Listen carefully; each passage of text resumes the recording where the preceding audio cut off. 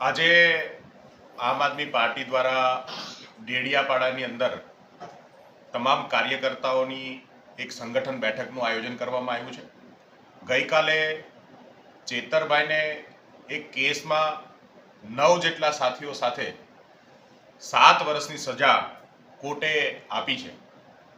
આમ જોવા જઈએ તો સામાન્ય રીતે કોર્ટની અંદર કેસો 10-10 વર્ષ સુધી ચાલતા હોય છે, પણ આ રાજકીય કિન્નાખોરી રાખીને ઉપજાવી કાઢેલા કેસમાં કેટલીક વાતો આપણી પાસે આજે આ કેસનું જ્યારે હિયરિંગ થયું ત્યારે દેખીતી રીતે એ સમજાઈ આવે કે આ સંપૂર્ણ રીતે એક પ્રકારની કિન્નાખોરી હતી.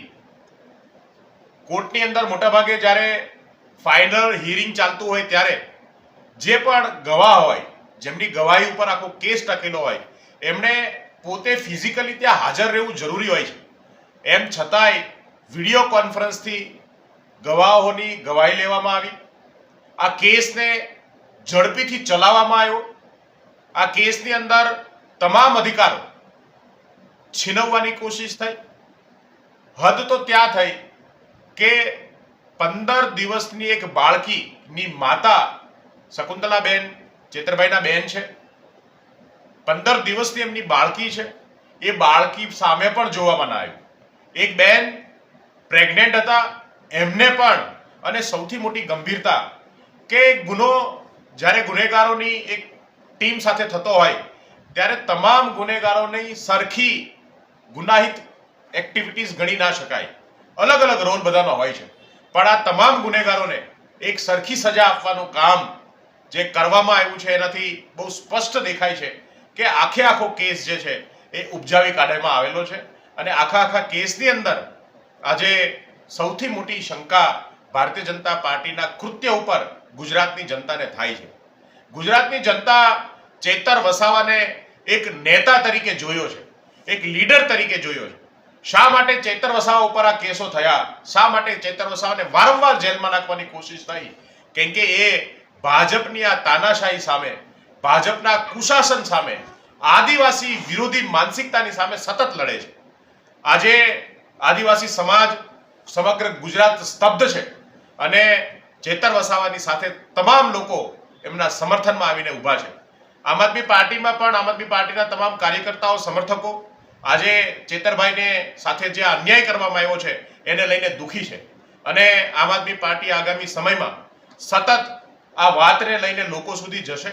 આમ આદમી પાર્ટીના તમામ સાથીઓ, કાર્યકર્તાઓ, સમર્થકો રોડ ઉપર આવી અને ચેતરભાઈનું સમર્થન કરવાનું કામ આગામી દિવસોમાં થવાનું છે. આજે આ આંખ ઉઘાડતો કિસ્સો છે કે જે સરકારની સામે બોલે છે એમના ઉપર કેસ થાય ને એમને જેલમાં નાખવાનું કામ થાય છે. જે સરકારની સામે ઝૂકી જાય છે એમના 10 વર્ષ જૂના કેસો પણ માફ કરી દેવામાં આવે છે અને કેસો પાછા ખેંચી લેવામાં આવે છે. અંગ્રેજો કરતા પણ બદતર હાલત આજે ગુજરાતની અંદર, આ દેશની અંદર લોકશાહીની કરી છે.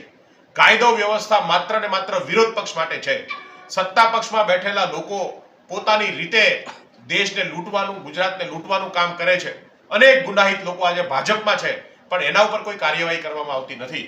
આવા સમયમાં ચેતરભાઈ ઉપર જે રીતે આ ષડયંત્ર રચવામાં આવ્યું અને એમને જેલમાં નાખવાનો કોશિશ કરવામાં આવી, એમની સામે તમામ લડાઈ, કાયદાકીય લડાઈ પણ આમ આદમી પાર્ટી લડશે. ગ્રાઉન્ડ સુધી, રોડથી લઈ અને વિધાનસભા, સંસદ સુધી આ લડાઈ જે છે એ લડવામાં આવશે. અને એક ગેરંટી સાથે કે તમે એક ચેતર વસાવાને ઝુકાવવાની કોશિશ કરો છો, તમે ભૂલ કરો છો. ગુજરાતની અંદર અમે 100 ચેતર વસાવા પેદા કરવાની શક્તિ ગુજરાતના લોકોમાં છે, આમ આદમી પાર્ટીમાં છે. 100 ચેતર વસાવા આગામી સમયમાં તમારી સામે લડશે અને જીતશે. અને એ ગેરંટી સાથે અમે આ લડાઈને આગળ લઈ જવા માંગીએ છીએ અને આગળ લઈ જઈશું. નવજાત શિશુ પણ ગયેલા છે, એ બાબતે શું કહેશો આપ? બિલકુલ, આ કાયદાની કરુણતા જુઓ. એક માતા કે જેના 15 દિવસનું બાળક છે, એ માતાને સજા કરવામાં આવી. માતાને જ્યારે કોર્ટની સામે એના બાળક સાથે એક આજીજી કરવામાં આવી કે તમે જોજો, ત્યારે જજ પોતે ખુરશીમાંથી ઊભા થઈને જતા રહ્યા. એમણે એ પણ માનવતાને પણ સાજે એવું કૃત્ય નથી કર્યું. જજની કોઈ મજબૂરી હોઈ શકે, અમે એના ઉપર પ્રશ્ન નથી ઉપાડતા, પણ જે રીતે આખો આ કેસ ફરજી રીતે ઘડવામાં આવ્યો, જલ્દી ચલાવીને 2 વર્ષની અંદર જ 10-10 વર્ષ સુધી જે કેસના નિવેડા નથી આવતા એવા ધાક ધમકી મારવાના કેસમાં 7 વર્ષ સુધીની સજા અને જલ્દીથી કેસ ચલાવવામાં આવ્યો એ ષડયંત્ર છે. એ ચૈતર વસાવાને ઝુકાવવાની કોશિશ છે.